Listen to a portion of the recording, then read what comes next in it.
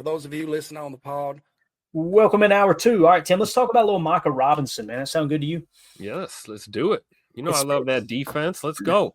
Yeah, it's been a while since we've done this, and again, there's been multiple stories kind of popping here and there, and we're still awaiting the Jair, decision and all that good stuff. So when that comes, we'll continue to hit on that. But in the meantime, let's get back into a little bit of scouting here, as we got another newest member of the Green Bay Packers, and that's Micah Robinson. He was drafted in the 7th round. You guys know we did the top 30 visit write-up. So what I did on Patreon was just edited that, sent a notification out to all our users. Hopefully y'all got that ding on your phone that, hey, this article has been changed. And what it was he went from just a top 30 visit to we drafted him in the 7th round at pick 237. So if you guys want to join the Patreon community, scan the QR code in the upper right or go to patreon.com/PackerFan Total Access.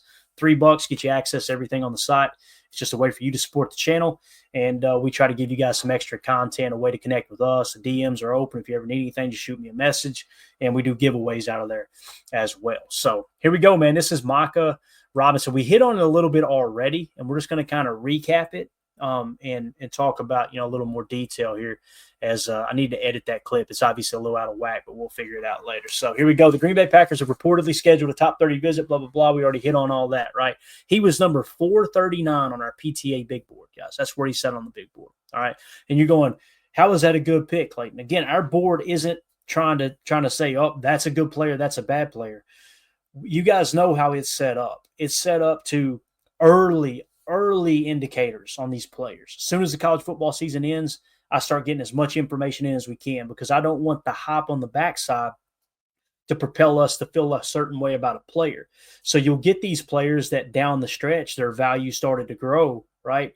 You can get all that information in everybody's latest mock drafts, their latest big boards, all that. I want to keep ours true to the earliest information. That way it's more based on what happened on the field, how people felt about these players at the end of the season, as opposed to after the draft buzz was created. All right. Here was the scouting report coming out of high school. A 3-star recruit from Westlake High School in Atlanta, Georgia. In the 2021 class, Micah Robinson stood out as a versatile athlete with a knack for making plays. At 5'10", 165 pounds, he starred as a cornerback and return specialist, showcasing electric speed, quick feet, and also translated to track, where he ran a 10.8-second 100-meter dash. His senior tape highlighted instinctive ball skills and a fearless tackling mentality, earning him all region honors. Robinson committed to Tulane over offers from Appalachian State and Coastal Carolina, seen as a high-energy prospect with upside. I want to say there was a transfer there, too. I think he was at a smaller school maybe and went to Tulane. I could be wrong there. We may have the information here in a second. But nonetheless, here is the PFF grades throughout his college career. So he went from a 56 to a 75 to a 73 to a 69. If I remember correctly, Tim, I think people were like, yeah, we'll see how he does at Tulane, because it was kind of a step up. And he blew up, 84.3. You want to talk about a player that's ascending. When you go from a 75 to a 73 to a 69, you look like you're descending. And then all of a sudden, bang, you hit your peak at an 84.3 or set a new all-time high there in college. The run defense grade, too, with a 90, just shows you he's willing to put his nose in there and hit a little bit, man. What do you think about Micah Robinson so far with the scouting report? I found out the first school was Furman. Got it. I was thinking there was something like that, yeah. Yeah, so he played at Tulane for 1 year, really. This was his last season. So obviously this is not a guy we're going to be, sending – nickel blitzes or anything with him. Not a super great pass rush grade, but coverage grade looks good. Run defensive grade looks great. Yeah. Overall defensive grade looks great. So from a PFF standpoint, I like this. This looks really good. 6 feet on the nose, 184. I mean, he certainly fits that mold, that DB prototype that we like, at least that we've seemed to like during Goody's tenure here. And honestly, even going back to the Teddy Thompson days as well. So I think if he has a good camp, he could find his way making some noise here in Green Bay in the future. I think he's got a good base here to build on as a pro. So, and I think a season or two in Jeff Hafley's system that'll get the best out of him. We know Hafley is the DB whisperer. So we got a quarterback whisperer for a head coach, and we got a DB whisperer for a defensive coordinator. So I think we're in good shape. Absolutely. All right, college statistics. Robinson played 4 years at Furman before transferring to Tulane. At Furman, he appeared in 11 games of 21 as a reserve, 13 games of 22, and 30 with 35 tackles and 3 interceptions, and 10 games of 23 with 34 tackles and 2 interceptions. After transferring to Tulane in 2024, he played in 14 games, recording 33 tackles, 2 interceptions, and 1 forced fumble, while showcasing versatility by splitting time between left and right cornerback. He also played strong safety against Navy's running attack in Week 12. And I want to say somebody in the chat, when we mentioned that with the top 30 visit information, said that was one of their lowest rushing games that day too, when he played strong safety against Navy's heavy running attack there. And again, I think it's definitely worth mentioning the versatility, right? We showed he played in the box a little bit. He mainly played out wide, but being able to play both sides, and I know that sounds silly, but many people not that common, even in the NFL. Most guys fall in love with one of the boundaries, and that's where they live, right? And the reason that is everybody has one dominant eye, right? Every human being, to the best of my knowledge. And cornerbacks, they try to match up their side with the dominant eye, because when you're running sideways, you want that dominant eye on your work, right? So if you've got, a player that can play both sides, it just tells you they're probably a little more instinctive than the common player that might not be able to overcome that whole dominant eye situation there. So, and then the versatility to be thrown in the back end as a safety too in a pinch gives us even more depth in an already pretty deep safety room. So I think this is a good pick, man. It really is. Definitely. All right, detailed scouting report entering the draft. At the combine, Robinson measured 5'10", 183 pounds with 30-inch arms, clocking a 4.38 40 with a 36-inch. Whoa, 5'10". Hold on. So he's not 6 feet. All right. Let's see here. Let's go back up here. We got 5'10.7", Tim. So he's almost. And I'm looking on Google. I got 5'11". So we'll find out I'm going to bring a tape measure when I go to camp, and I'm just going to get him to stand by me for a few minutes. Bro, we'll get a real measurement. Just like the Savion Williams stuff. Yeah. Bro, everybody's saying 6'4", 6'4", 6'4", and the card says 6'3". Not that it doesn't matter that much to me, but like you said, you're talking about 2 inches of height here difference than what some people are reporting. But anyway, it says his 2024 tape shows a feisty cover man who thrives in off-man coverage, which that's what we run the majority of here, right? Playing that zone defense, zone-heavy defense with Hafley.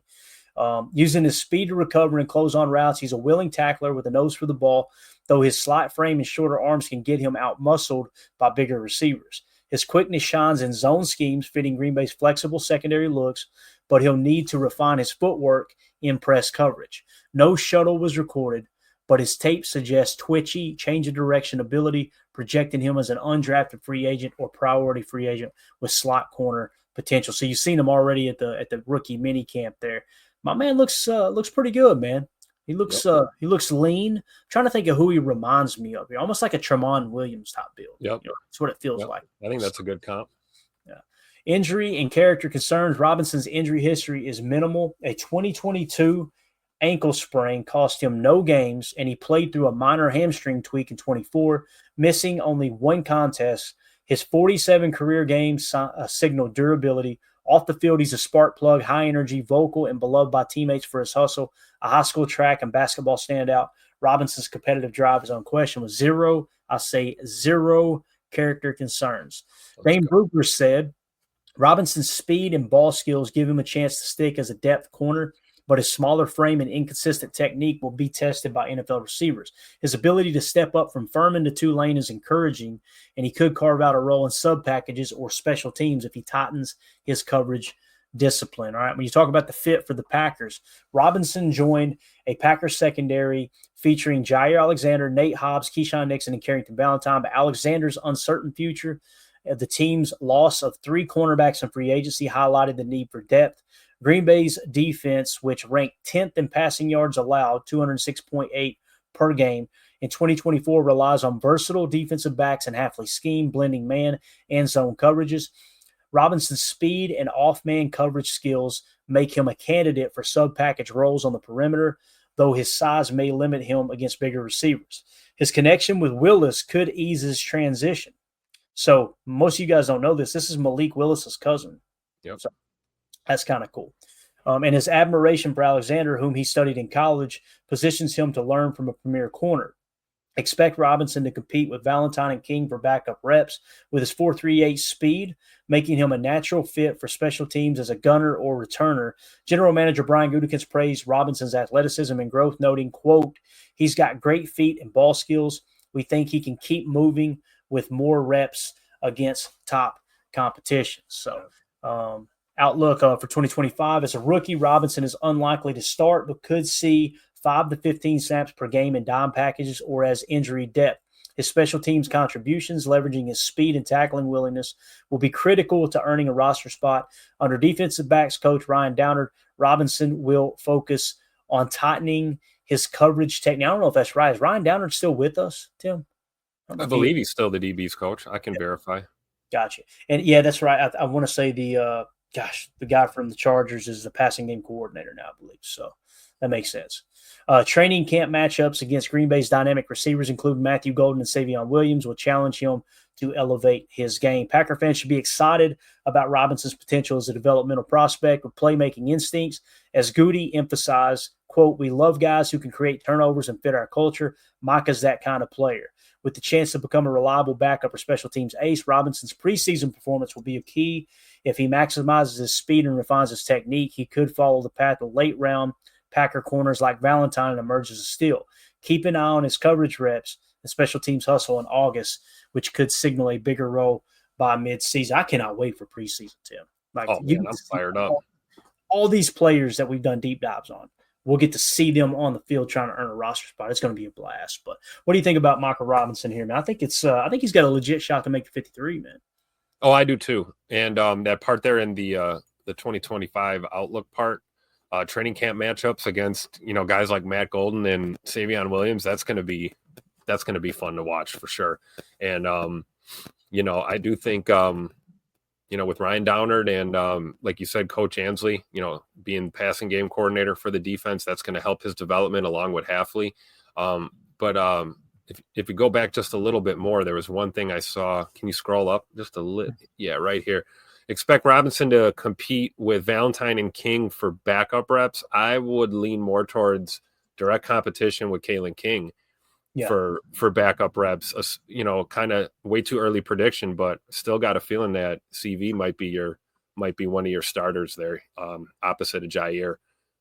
If in fact Jai is a Packer this year, and if he's not, I certainly think Valentine's going to be a candidate to take on that starting role. So it may be a chance where everybody moves up a rung, Hobbs, Nixon, and guys like Micah Robinson. So I do think it's fair to say that, don't expect them to start. Matter of fact, if we had to start a rookie corner like that, usually you're in pretty bad shape in your DB room with depth and things like that. So it's going to be fun to see him kind of carve out a role for himself. But I think the versatility factor plays a big role. Rookie or not, if he can play both sides of the boundary and can even play on the back end, he's going to find his way onto this football field, and it's going to be fun to see for sure. Yeah. I agree, man. I think Goody's done a really good job this draft and this offseason just creating competition, and when you add Aaron Banks, what that really does on offense, actually, let's go ahead and end this segment and then we'll talk about that a little bit. Again, that's your boy Micah Robinson scouting report. So really excited to see him as a Green Bay Packer. When you talk about the competition that Goody's creating, Tim, like Aaron Banks on offensive line, you go out and sign him. What did that do? That basically said, here's your starter at left guard, right? So you removed a full. And Big E was like, I'm going to Atlanta for a little bit. I'm going to hit the club. So he moves to center. That fills that, if you want to call it a void for Josh Myers leaving, right? So you filled two starting spots. I feel like you upgraded. You upgraded by Elton Jenkins going to center. He's going to be a better center than Josh Myers was. There's no doubt in my mind. Okay. Yep. And Aaron Banks kind of takes his spot. So really the comp becomes who was better, Aaron Banks or Josh Myers. Aaron Banks was the better offensive line. What, did he give up 1 sack, I think they said last year, something crazy like that. And again, the PFF grade looks low, and that's why you've got to look at everything, man. You can't just strictly go off of PFF. When you got someone who's given up minimal. I think it was 1 sack. It might have been 3, or maybe Rasheed Walker gave 3 sacks up. Nonetheless, that was one of the strengths, was like, hey, this guy's a good pass blocker. And then you turn on the tape for Aaron Banks, and you see him getting 15, 20, 25 yards down the field, making blocks and being able to hit those reach blocks. It's huge. So you're marrying up what you're seeing in pass blocking with run blocking, and you got to kind of look and go, okay, where's the outlier? The one thing that doesn't really fit in is the PFF grade.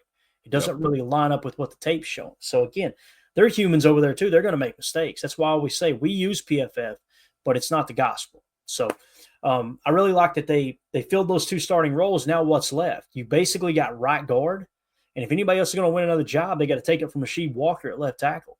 So the competition is just through the roof. That's just one example of how Goody has really had some. Yeah, think of that ripple effect that, like you said, the Bank signing had on that whole line. So you solidified center, left guard, right? So right guard is going to be a fun battle, trying to determine who that right guard is going to be, right? We're thinking it could be, we could have, Sean Ryan win that spot, perhaps. Jordan Morgan could be plugged in over at right guard. Yeah, I mean, you got Donovan Jennings, young players behind that are trying to win a role there, So I think it makes it interesting. I think the Bank signing we're going to look back on that as one of the better moves that Goody had as far as free agents were concerned. I think Nate Hobbs was a great signing too, don't get me wrong. But I think that Banks is going to have a huge impact on that O-line. Yeah, and when you look at the cornerback room, since we were just talking Micah Robinson, and we kind of talk about competition, right? Positional battles, things like that in camp. You got Jair Alexander as of right now, right? You got Jair Alexander on one side. You got Keyshawn Nixon on the other. This is our lads' projection. They're usually pretty good at this stuff, but this ain't gospel either. Nate Hobbs might end up playing outside, Keyshawn inside. Heck, Keyshawn might not start, and they put Javon Bullard in the slot. Who knows, right? That's what the camp battles are going to be all about. So Jair, if he's on the roster, I think we would all agree he's locked into his spot. No worries, right? Nate Hobbs is going to start because of the money they paid him. There's no two ways about that. It would take a lot for Nate Hobbs to lose a starting cornerback job. Now, will he play outside or inside? I think that Hafley's probably going to kind of watch them in camp, right? Watch them in practice and go over the tape and say, okay, where is Keyshawn more comfortable, or where is Nate Hobbs more comfortable? Is it the nickel? Is it outside? Now, it's so interesting with those two guys, right? Because Keyshawn played pretty well on the boundary last year, I think, by a lot of standards. I don't know about you, but I thought he played better than I thought he was going to when moving out of the slot like that. And then Hobbs is another one of those guys, right? He's a slot guy, but could probably play boundary if we need him to. So you got two kind of tweeners, right? What do you do with those guys? Right, exactly. So when you look at that first wave there, now you go Carrington Valentine. I know I'm probably in the minority with this, but I personally think Carrington Valentine is a better cornerback than Keyshawn Nixon. That's just me. Based off of the tape from last year and everything we've seen. You guys know, 2023, I was not saying that, right? I thought Carrington Valentine, like, this looks like a miss. He just looked lost out there, right? Well, in the minimal snaps that he got.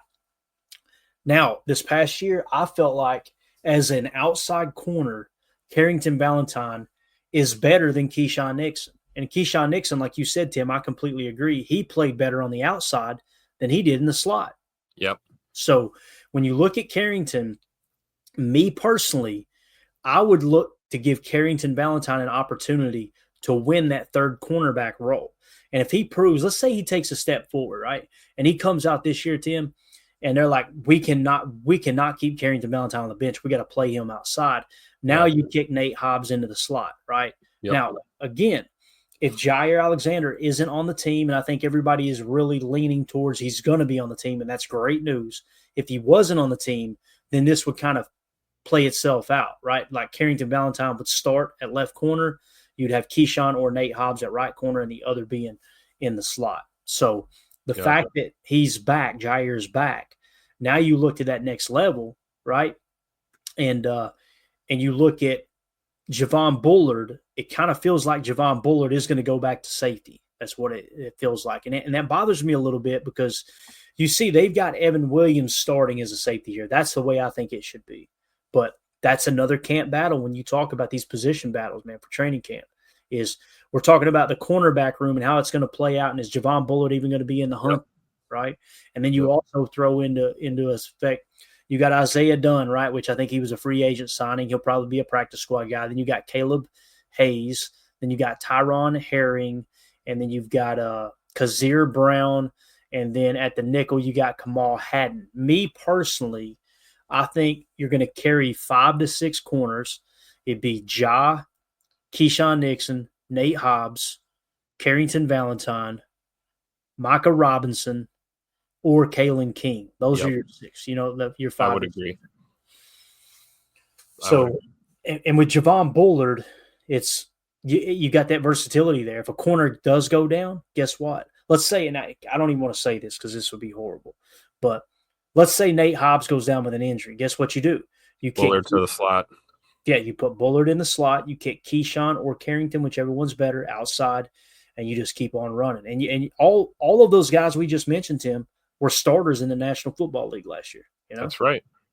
So true. And another thing I always remind myself too, especially like this time of year, is we as fans are going to do this because we like to go over the numbers, and you can kind of only, what's the old saying, you're only as good as your last game you played or whatever. But at this time of year, it's important to remember I don't think there's anyone on that staff that's prepping for OTAs and getting ready for mini camp and training camp that gives a rat's ass what you did last year. Last year's over with. It does not matter. They want to see the player that shows up to camp this year and is ready to go. And I think a lot of that, especially in the corner room, it's going to, you look at Keyshawn, right? For all intents and purposes, it should be his job to lose, right? He's the guy, he's been here. How's he going to show up at camp? Is he going to have a good camp? Same thing with our rookies and our second year guys. How are you going to show up? How is your camp and preseason going to look as we whittle this thing down to 53 guys and ultimately pick those spots? So, I hope that these young DBs certainly are ready to go, but I'm also looking for the handful of vets we have in there to step it up this year too, as well. Cause whatever you did last year was last year, it's 2025 prep time. Let's go. And it's kind of like outside of the first and second round, those where your pick doesn't matter. It really doesn't. Like in terms of draft choices. Yep. You can go out there and win that job like you're a first round pick. Now, I'm not going to put my head in the sand and go, okay, if you're a first rounder, they're not going to try to force you to start. I mean, we've seen it with Josh Myers with a second round pick.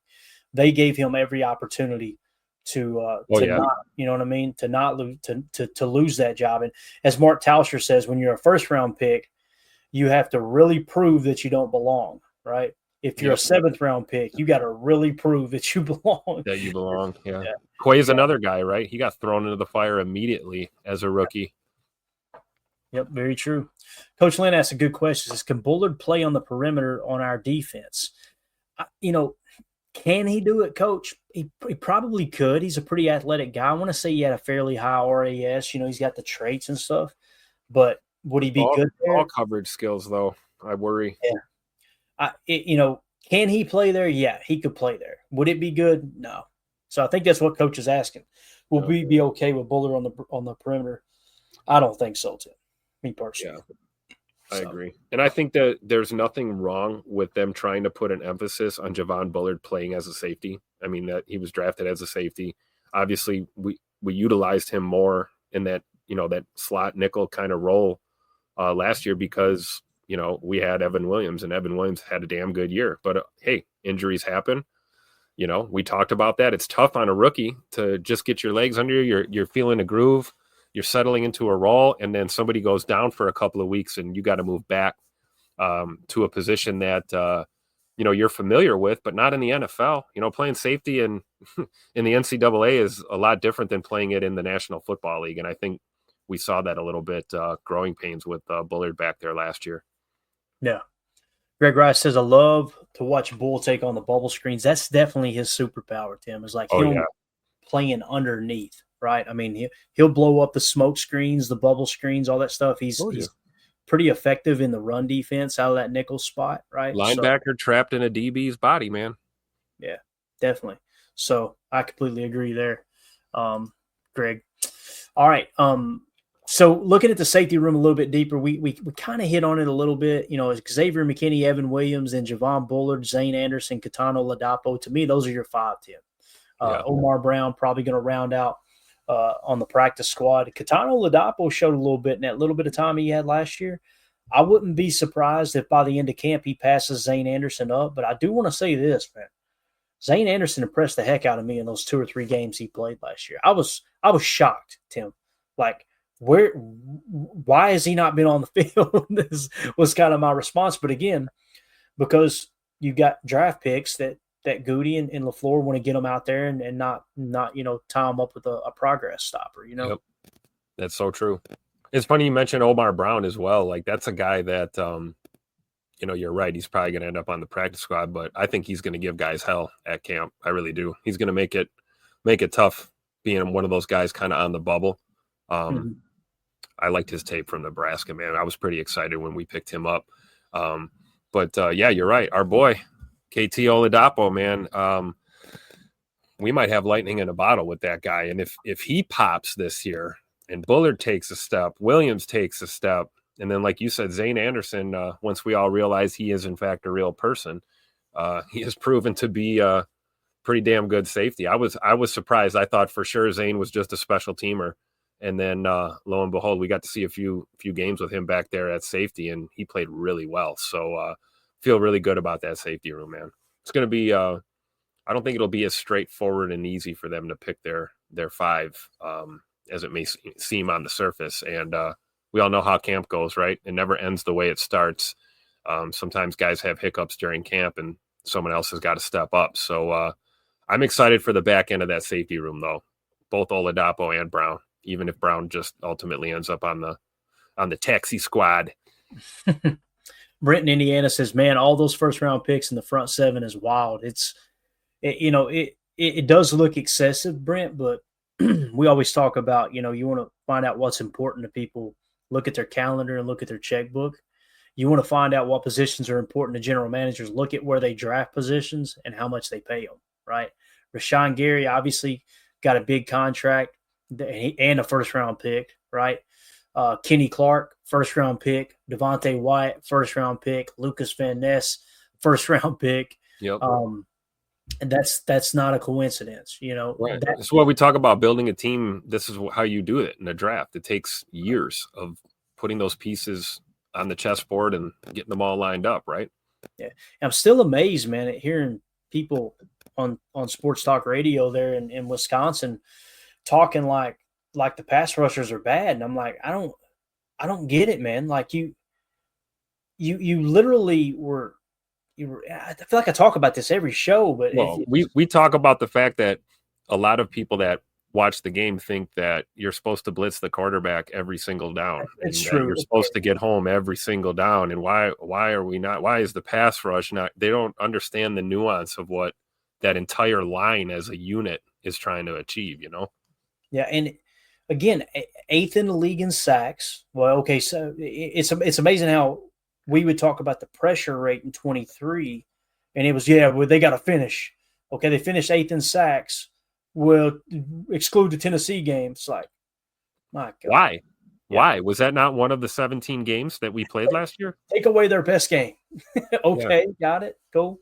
And then you look at the run stop rate and how Rashawn Gary just dominated the run game. And it was so much fun to watch. But again, what Brent's saying there with the first round picks in the front 7 is wild. It's because that's what's most important.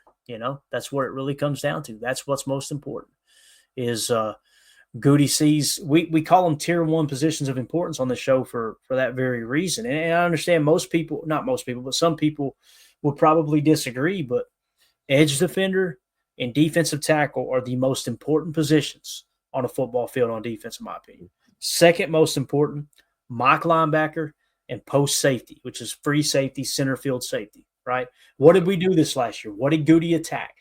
He went and signed the best safety in the league and Xavier McKinney to play post safety. Now, listen, he'll play in the box too because safeties have to be very interchangeable. But he went there and he drafted 2 safeties, one a second-round pick and the other, I think, in the 4th, if I remember correctly, with Evan Williams. So you could tell, where did he spend his money? He spent it on post safety.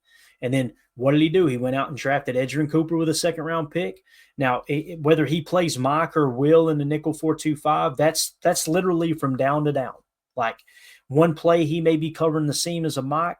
The next play he might be firing as a Will or just playing underneath in a curl flat responsibility. It just depends on the call. It depends on the matchup that week. It depends on what team you're playing, all the tendencies of the opposing team, all of that stuff, you know?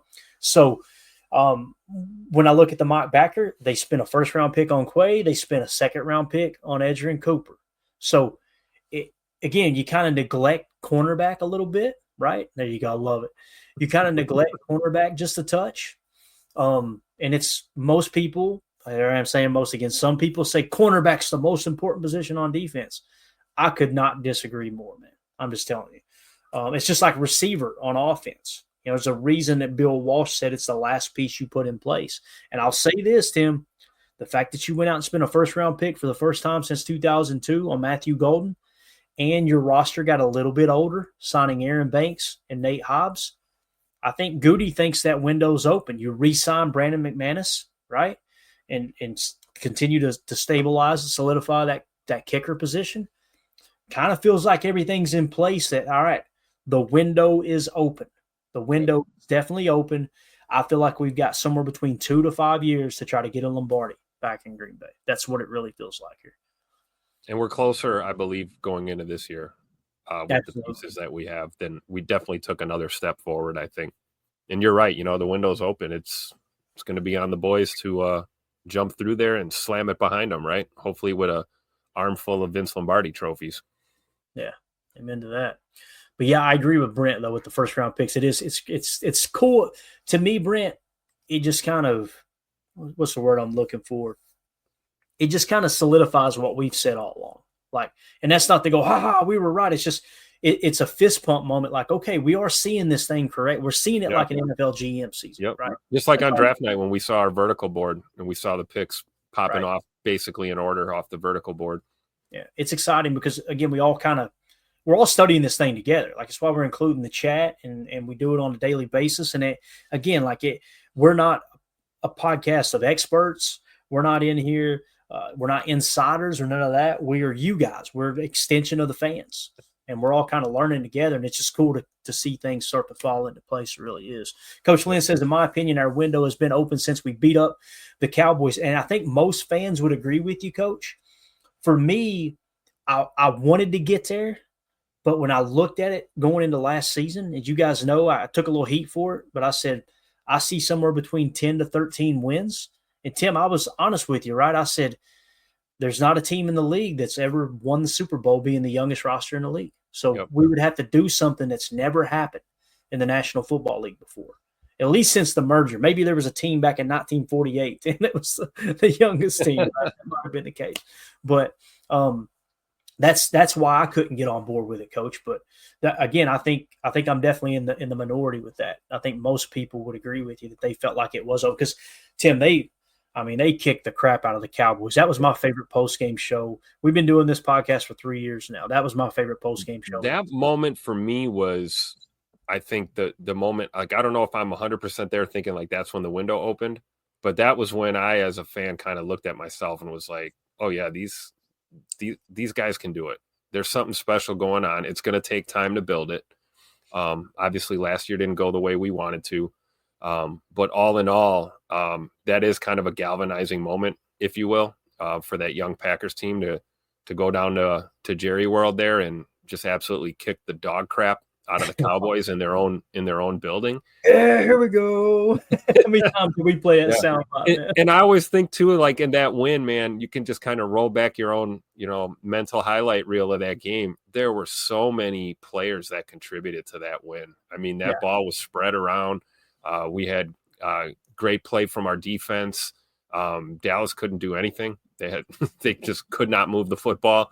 And that's how you win championships in the NFL. You have to have a smothering, choke the life out of you defense, and then you need a high octane, high powered, push the ball down the field offense. And the Packers did that against Dallas that year for sure. So I think you're right, Clayton. I think we're closer than we were 2 years ago, and I think we're closer than we than we were, last year with the pieces we have in place. So we'll see what this final 53 looks like here in a couple of months, right? Yeah, and you got to protect the football. That's the big thing. To me, that was the biggest thorn in our side last year. And again, why did we not protect the football? Jordan Love was battling 3 different injuries. He couldn't scramble the way that he did the year before. When he did scramble, you could tell that he wasn't comfortable throwing off his scramble side. Yep. It's like he couldn't drive that throw early in the season as well. I felt like toward the end of the season it got a little bit better, but when you lose the turnover differential, guys, you lose the game. That's just the reality. It's so rare that you lose the turnover differential and still somehow win the game. To me, that's the biggest thing here. H.E. Soder makes a great point. He says a Christian Watson injury could hurt the Packers out of the gate. I think it would definitely hurt the Packers out of the gate, Soder. The question is, how quick can Matthew Golden get acclimated to this offense, right? And Savion Williams. Here's the other thing, too. I do not want it to play out this way, but I'm going to mention it because it happens all the time. I know what you're going to say because I was thinking the same thing. Go ahead. When you take 2 swings at a position, right? Think about the safety room last year. We were crazy about Javon Bullard. Like, Tim, you remember Jacob brung it to our attention. We were like, oh, and we turned on the tape. We did a chalked up. Like, oh, this dude's the truth. Like, this is the real dude. And then when they drafted Evan Williams, it was like, okay, yeah, I see it in the run game, but where's his pass coverage? You're not seeing any clips of him in pass coverage. You're not seeing him dominate there. Now, people said the year before he did good at another school before he went to Oregon, I believe it was, right? So they took 2 swings. Who ended up being the better safety? It was Evan Williams. Evan Williams, right. Ended up being the 4th-round pick as opposed to 2nd-round pick. So we should not be shocked if the golden child is, in fact, not the number 1 dude out of these 2, because I feel the same way, Clayton. I got this sneaking feeling that Savion Williams is going to be an absolute monster in this offense. Yeah. And that's okay. Not everyone develops the same way, right? Not every rookie can come in and just, be a boss baller in the NFL right away.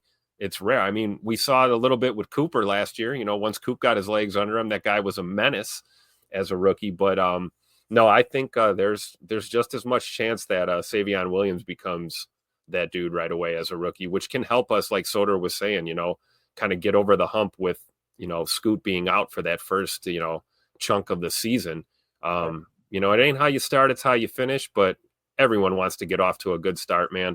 So, and then, hey, what if Golden pops too? That'd be a good problem to have. All of a sudden, our draft pick receivers just pop their rookie year. Oh, I'd love it. Wouldn't that be something that Christian Watson comes back in November and you don't have to rush him back? You don't have to force him to get reps. Just, hey, stick to the plan in terms of the rehab process and work him back into the offense. But, yeah, if you hit on both, guys, you're going to be looking at the cheapest wide receiver room in the NFL for the next 4 years. Again, right? So he knows what he's doing. Yeah. And if here's another thing. Savion Williams may come out of the gate and pop, and Matthew Golden kind of be lagging behind. And then year 2, Savion take a sophomore slump step back, and here comes Matthew Golden, right? That could happen too. So, again, it's just getting acclimated to the system. How well will these players absorb the coaching? That's the big thing. We always talk about draft and develop, but we key 90% of our focus on the draft as opposed to the development. You got to be able to develop them. And if they've got the proper coaches there in Green Bay and they can, continue that developmental process and do a little better than maybe they have in the past. I know one of the topics we're going to hit on tomorrow, we're out of time here tonight, is we're going to talk about Goody's draft history and show how he's gotten better the last few years. Like, it feels like we talk about ascending players. It feels like Goody's ascending right now. And if you guys want to check out the article, we've already got it written over. It's just Brian Gutekunst's draft success. It's over on Patreon.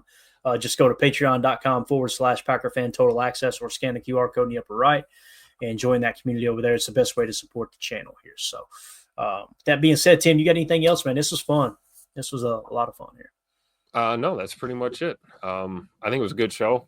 We got to hit the Baron Sorrell talk as well, right? Yeah, and I've got I got to put together our boy. I think I've already got it put together as well. Colin Oliver, he's a fun watch, man. Yeah. You talking about? You know what he makes me think of? It's the first thing that came to mind. Where people go, "Oh, here comes the player comp." No, this is going to sound way sillier than a player comp. Watching him play, Tim, he's like a damn Tasmanian devil. He's just like he's reckless, but he's never on the ground. If that makes sense. You know, Yep. some guys you see him like tell you somebody who's really bad about that, Devontae Wyatt, right? He'll play a little reckless and wash his own guys out of the play. He'll take his fellow defensive tackle out of the play, all that, right?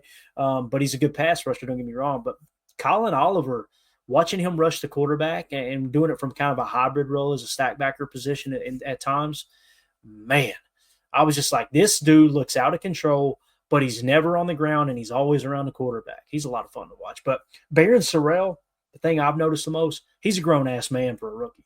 Like this dude, Yeah. he is thicker than a bowl of oatmeal. I mean, I'm really excited to get into that Choctaw. So we'll hit that tomorrow as well. So Thick. All right, Coach. Exactly. That's it, guys. Appreciate y'all hanging out with us. If you would, hit that like button on the way out. Feel free to sub to the channel if this is your first time hanging out. And we will be back tomorrow, 7 p.m. Central. We're going to talk Goody's draft history, and we're going to hit a Barron Sorrell chalk talk. It's going to be an absolute blast. As always, let's go out and be the change we want to see in the world. And go Pack, go. And we go. All right. Bye, guys.